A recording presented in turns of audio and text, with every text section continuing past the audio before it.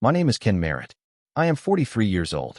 I spent 20 years as a United States Army combat medic, did 2 tours in Iraq, 1 in Afghanistan, survived a forward surgical unit in northern Syria, and came home with a torn rotator cuff, a medical retirement, and the unshakable belief that the hardest fight of my life would never happen on a battlefield. I was right. It happened in a courthouse hallway in eastern Kentucky, on a Tuesday morning in October, with a manila folder pressed against my chest and a text from my mother still glowing on my phone screen that said, "Don't you dare bring a lawyer into that courtroom. This is family business. You will embarrass us." I read that text twice. Then I placed my phone face down on the passenger seat, and I drove the rest of the way to Harlan County Courthouse in complete silence. Here is what my mother didn't know. I wasn't bringing a lawyer. I didn't need one. I was bringing 20 years of discipline for handwritten pages from a dead woman who loved me more clearly than anyone alive ever had, in a uniform I had earned 1 deployment at a time. And by the time I walked out of courtroom 4B that morning, the judge had denied the petition. The will stood exactly as my grandmother had written it, and my mother was sitting in her car in the parking lot doing the same thing I'd done 100 times in military vehicles across 3 continents, trying to figure out how to carry something she hadn't expected to feel. But before I tell you what happened in that courtroom, I need to tell you what happened in the 40 years leading up to it. Because this story isn't really about a will. It's about what it costs to follow a calling when the people who love you interpret your ambition as abandonment. It's about what happens when you spend your whole life being told you think you're better than everyone else, simply because you refuse to stay small. And it's about a 78-year-old woman who figured out, from a farmhouse porch in Kentucky, exactly what her land was for, and trusted one person in the entire family to carry it forward. That person was me. And I almost didn't make it to the courthouse on time. I grew up in a coal town in eastern Kentucky where the conversations always turned eventually to 2 things: who was hiring and who had left. Leaving was treated like a kind of betrayal. Not loudly, not dramatically, but in the way things are communicated in small towns through silences and sighs, and the particular way someone's eyes go flat when you tell them your plans. My father worked the mines until they closed. Then he drove trucks. Then he got sick. He was gone before I turned 14. My mother raised my brother Dennis and me on nursing shifts and sheer stubborn will. And she was strong the way people are strong when they've never been given another option. I respected that then. I respect it now. But she had a way of measuring love as proximity. If you stayed close, you were loyal. If you left, you were gone. And in her mind, gone and lost were the same word. I accepted a scholarship to West Point at 17. I still remember standing in our driveway with my single bag, while my mother stood at the door with her arms crossed and told me the Army would ruin me. That people like us didn't do things like that. I was too young then to ask her which people she meant. I spent the next 20 years figuring it out. I deployed for the first time at 22. By 30, I had seen things I will never fully put into words, not because I can't find the language, but because some weight is carried better in silence than in explanation. I lost men I would have died for. I saved people whose names I never learned. I made decisions in forward surgical tents that no amount of training fully prepares you for, and I carried every single one of those decisions home with me to a country that thanked veterans loudly and then forgot them quietly. I knew that pattern. I'd watched it happen to my grandfather, who came back from Korea a different kind of quiet, and spent the rest of his life working it out on the land without ever having the vocabulary to call it what it was. My grandmother saw all of it. She saw my grandfather, and then she watched me. The Christmas I remember most from my 18 years of service wasn't spent at home. It was spent at a forward operating base outside Mosul, eating food that had gone cold, with a satellite phone in my hand and a 15-minute window to call anyone I wanted. I called my mother. It rang 7 times and went to voicemail. I left a message I can no longer recite word for word, something about being safe, something about hoping Dennis and she were okay. She never called back. I told myself the usual things. Bad signal. Double shift. She was probably tired. I am good at telling myself useful things.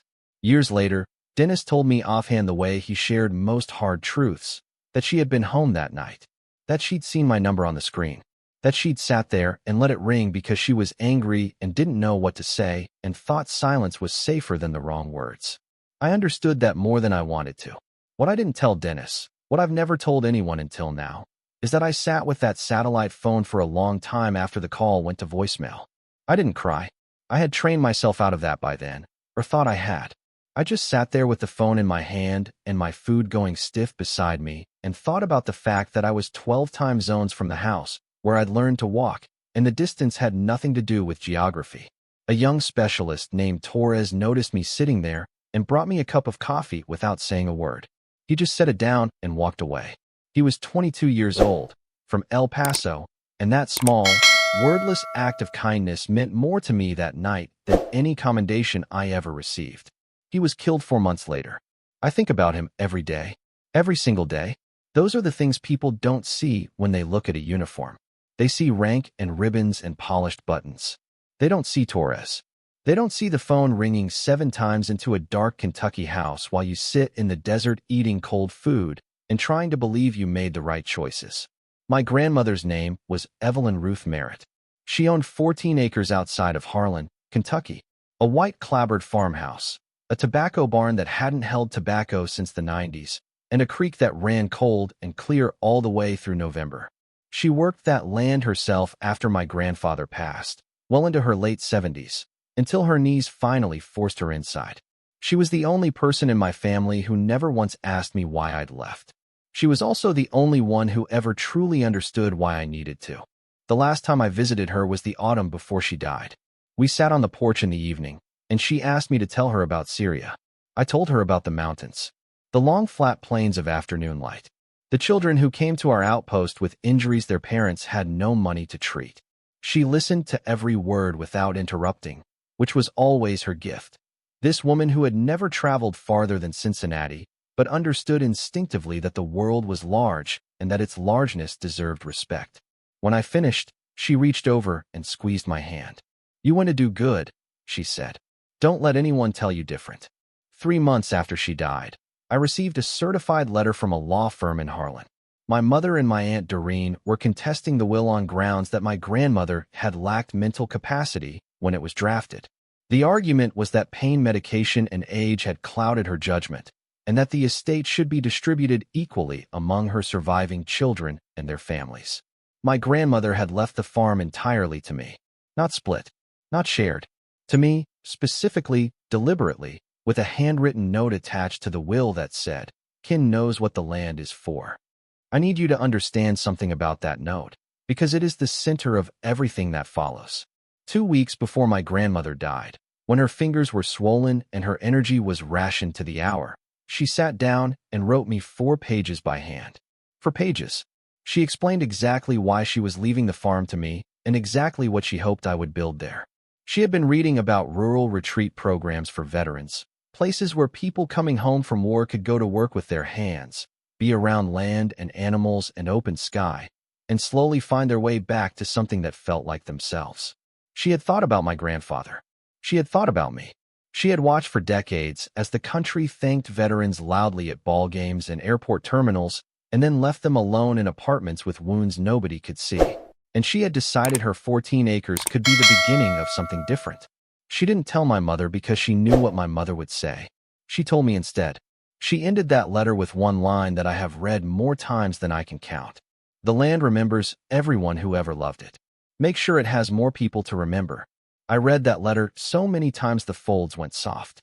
When the contest filing arrived, my first call was to Earl Whitfield, the attorney who had drafted the will. He told me my grandmother had been sharp, methodical, and completely coherent during the entire drafting process. She had made him read certain sections back to her twice. She had asked pointed legal questions. She had known exactly what she was doing. He would say all of it in writing. My second call was to the Army judge advocate I had worked with during my last posting. She walked me through what to bring and what to expect. My third call was to my mother. She didn't pick up. I left a message. I told her I understood she was hurting. I told her I didn't want a legal fight. I told her I was open to talking. I said, "Call me back." She didn't. A week later, I received the text. "Don't you dare bring a lawyer. This is family business. You will embarrass us." I read it twice. I set my phone face down on the passenger seat, and I drove to Harlan County Courthouse in my dress uniform, buttoned to the throat, with my folder and my grandmother's 4 pages, and my hands completely steady. The courtroom was smaller than I expected for the size of what was happening inside it. The judge was the Honorable Patricia Baines, around 60, reading glasses on a beaded chain, the posture of someone who had absolutely no patience for theater. My mother sat at the plaintiff's table with Doreen beside her, and a young attorney on her left who had the slightly panicked look of a man who had expected a simpler morning. When I walked in, my mother looked up. Her eyes went to the uniform first, then to my face.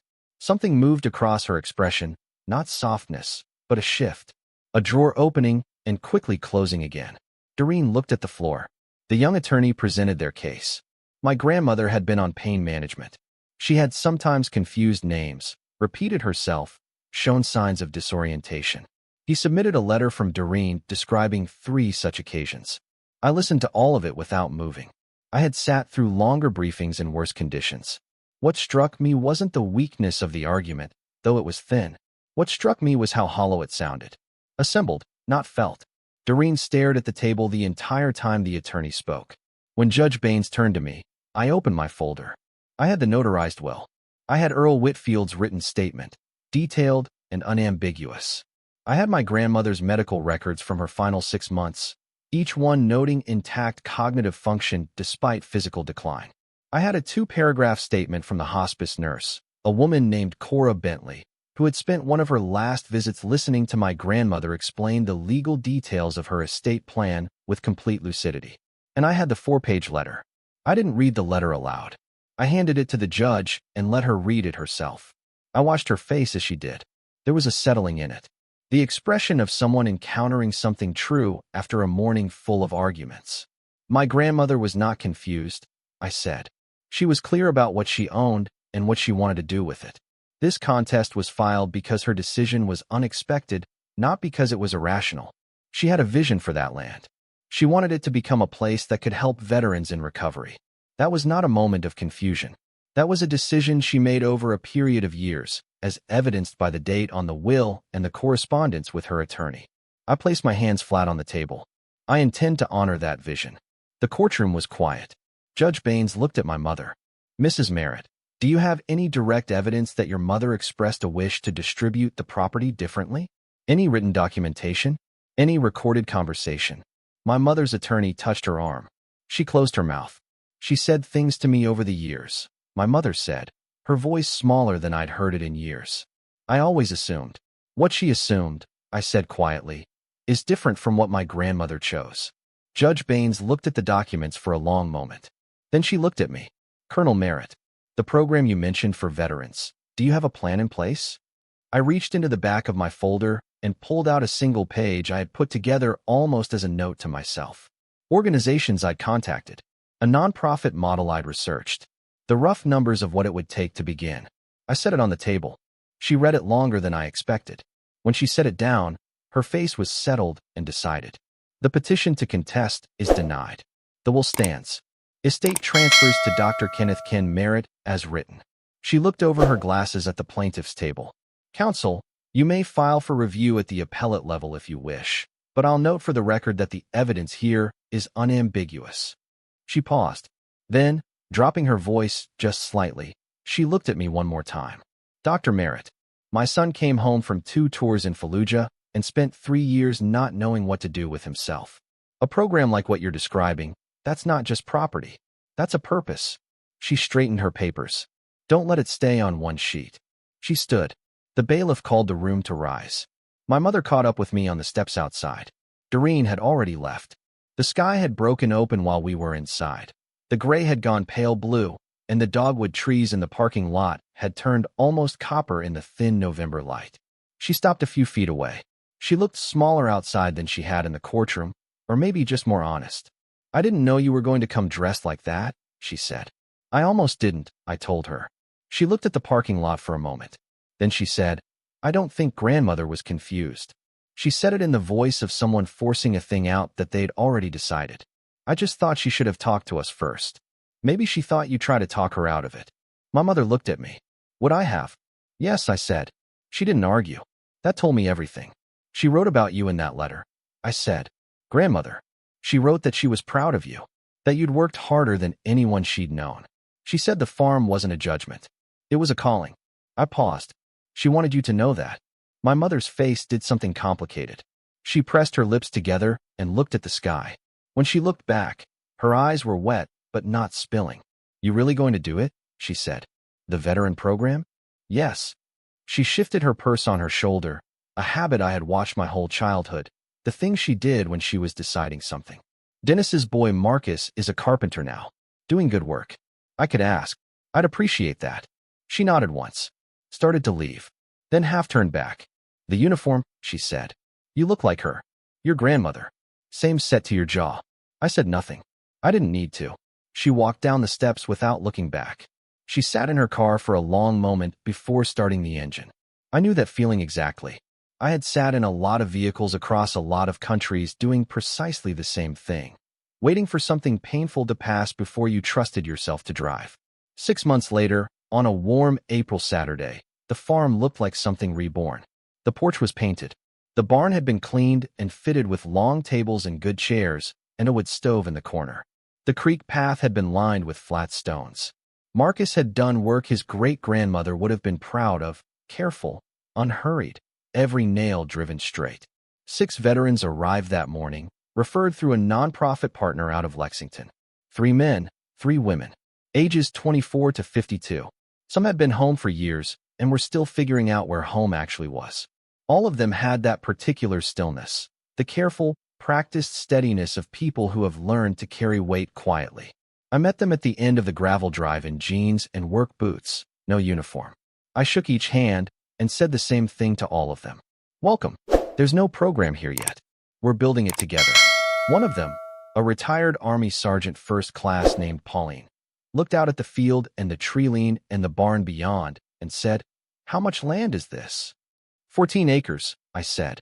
She nodded slowly, computing something. Then she said, "My grandmother had land like this in Nigeria. She always said land remembers." I thought of a letter, of the line I had read more times than I could count. Mine said the same thing. I told her. We stood there a moment, the two of us, looking at the same field in the same April light. Then she picked up her bag and walked toward the barn, and the others followed, and I stood there watching them go with a feeling I can only describe as a long sentence finally finding its period. My mother arrived at noon with a covered dish and Roy the contractor, who had agreed to help plan the second phase of repairs at cost. She set the dish on the porch table, looked around at what the place had become, and was quiet for a long moment. Then she said, "Your grandfather would have liked this." I stood beside her. I think grandmother knew that. She smoothed the edge of the dish towel. I know she did. A pause. She looked at me sideways. She was usually right. It was the closest thing to an apology I was ever going to get. I accepted it completely. That evening, after everyone had gone, I sat on the porch with my grandmother's brass compass in my hand. The creek ran below the tree line. The barn light was still on from the day. A hawk made wide, slow circles above the eastern field. The dark came in soft and unhurried. I thought about Torres, who brought me coffee in the cold without saying a word and never made it home. I thought about all the names I carry that nobody else remembers to say out loud. I thought about the phone ringing 7 times in a Kentucky house, while I sat 12 time zones away in the desert believing that distance was geographic. None of it was wasted. Every hard thing had brought me to this porch, this field, this specific quiet. Every mile of distance had made the return mean something. The needle on the compass still pointed north. Same as always. If you have ever been called selfish for following something that called you, if you have ever been told that leaving was the same as abandoning, if you have watched people you love mistake your ambition for indifference, keep your documentation. Keep your compass. Keep going.